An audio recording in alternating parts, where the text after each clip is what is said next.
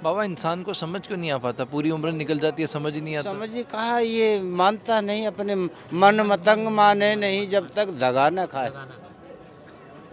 अपने आप को भूल जाता है। ये है तो ये एक देवता की तरह, नारायण की तरह है स्वरूप, शेर की तरह है, पर भेड़ बना हुआ है, बकरी बना हुआ है कि वो जैसे समाज में रह नहीं रहा है, वो अपने आप को वैसा ही समझ लेता है।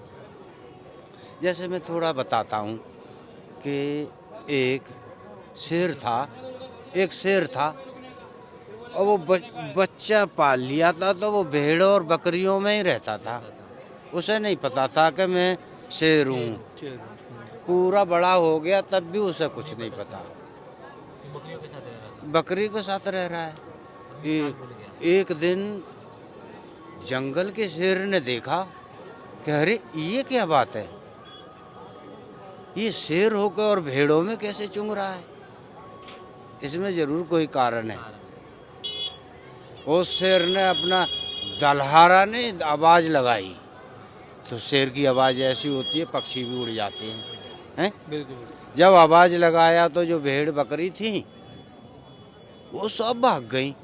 वो अकेला जो शेर का बच्चा था, वो शेर था, पर उसे उस आवाज का कोई फर्क नहीं पड़ा। चरवारा था, उसने देखा कि सब भेड़ बकरी कहाँ भाग गई, है ही नहीं कोई। वो शेर नजदीक फिर आया, उस शेर के पास, वो भयभीत नहीं हुआ कि वो भी तो शेर ही है, पर भूला हुआ है। तो उसके पास आया, भाई क्या कारण है ये तू भेड़ों में चुंगता है? कि भेड़ो, मैं तो भेड़ हूँ। तो संगत से ही गुण आत है, संगत से ही गुण जाए, जो जैसी संगत करे वो वैसा ही हो जाए। हैं? वो वैसा ही हो जाता है। बिल्कुल ठीक। तो उसने कहा मैं तो भेड़ हूँ। अरे कि भाई तू भेड़ नहीं है, कि कैसे हम माने कि भेड़ नहीं है? कि चल मैं बताता हूँ। शेर ने ले जाके गंगा के किनारे, ऊंचा टीला था ना, जहाँ जल के अंदर परछाई दिख रही थी। उनके पास शीशा थोड़े ही रखे हैं, परछाई दिख रही थी जल के अंदर। उनने की खड़ा हो सीधा होकर, और वो भी बराबर में, दोनों जब खड़े हुए, उन्हें देख तू और मैं एक जैसा ही तो हूँ। भगवान ने भी अपने जैसा ही तो बनाया है ये। उन्हें देख तू और मैं एक जैसा ही तो हूँ, तू भूल गया है कि मैं शेर हूँ, भी अपने आप को भेड़ बन गया है। हम भी अपने आप को भूल गए कि हम भी अपने अंदर भगवान ला सकते हैं। अच्छा, भगवान तो हमारे अंदर ही तो है, अंदर ही मौजूद है। जब अपने आप को पहचानोगे तब फिर भगवान की पहचान हो सकती है। जब अपने आप को ही नहीं पहचाना तो फिर भगवान को कैसे पहचान लोगे? बाबा जी, इसकी शुरुआत इंसान कहाँ से करे? शुरुआत बिगर गुरु के नहीं होती। गुरु बिना ज्ञान अधूरा। हाँ, गुरु बिन माला फेरते, गुरु बिन करते दान, गुरु बिन दान हराम है, पूछो वेद पुराण। गुरु के बिना दान भी वो व्यर्थ है। और गुरु का चयन और गुरु किस तरह मिलेंगे? हैं? भाई, गुरु का चयन और गुरु किस तरह मिलेंगे? जहाँ हमारा मन कहता है, हमारी आत्मा गवाए। पहला गुरु हमारी आत्मा है। जहाँ हमारे अगर आत्मा कहती है कि हाँ ये है, मन जहाँ टिकेगा वह हमारा गुरु है। हैं? बिल्कुल ठीक। हाँ, और जब हमारा आत्मा ही नहीं कह रहा है, वहाँ तो है नहीं। सबसे पहले हमारा गुरु हमारी आत्मा है, ये विश्वास करेगी तब है।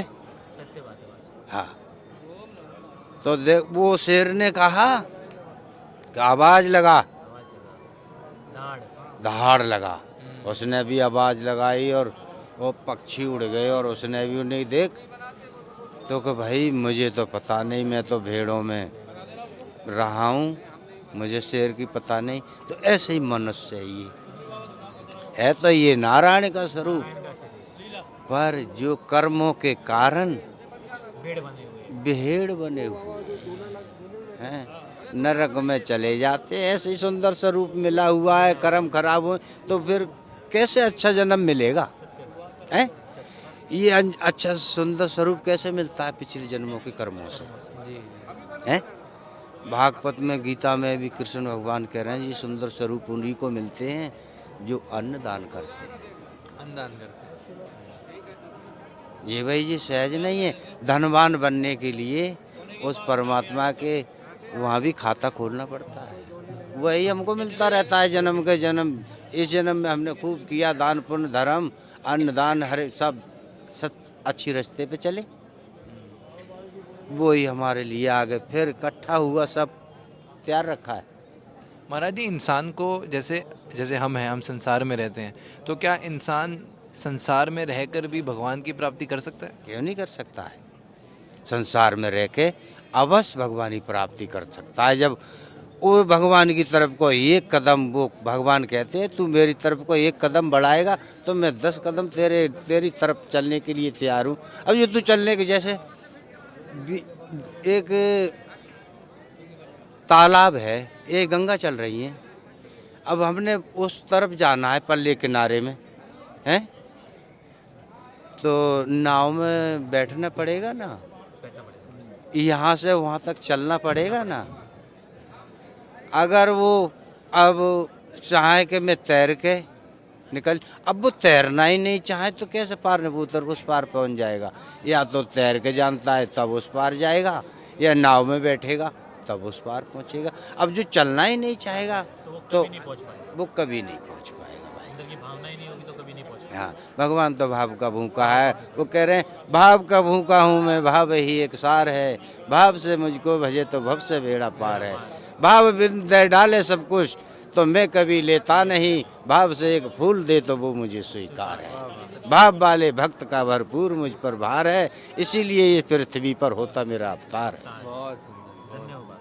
बहुत चलो ठीक है। बाबा जी, जाते जाते एक आखिरी प्रश्न मेरा है हाँ। बाबा जी कि ये जो नागा बाबा हैं, उनको शमशान से इतना प्रेम क्यों है?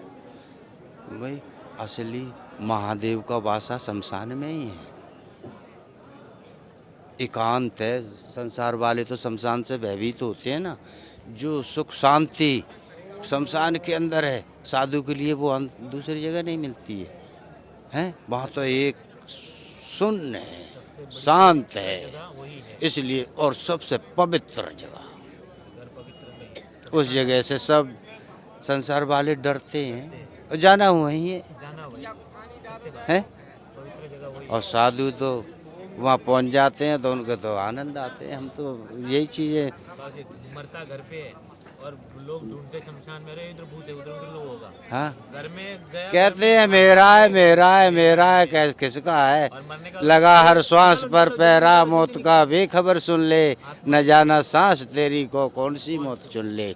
है जब तक सांस तब तक तू, अगर चाहे तो कुछ कर ले, भक्ति भगवान की वो कर ले, खजाना नाम से भर ले। हैं? निकल जाएंगे दम तो ये तन एक कौड़ी का भी कोई नहीं खरीदेगा। एक कौड़ी का भी महंगा पड़ता है ये, हैं? कहते जल्दी ले चलो इसे शमशान को, रात ना हो जाए। भूत बन कर कहीं रात डरने लग जाते हैं, हैं? डरने लग जाते हैं। जो अपने हमारे प्रिय होते हैं वही डरने लग जाते हैं। वहाँ क्या करते हैं, बड़े यार दोस्त मित्र भाई बंद सब खड़े होते हैं। वो वहीं घी डाल कर मुख में देखो उसमें आग लगा दी, अरे देखो तो दुनिया वालों इसको क्या सजा दी।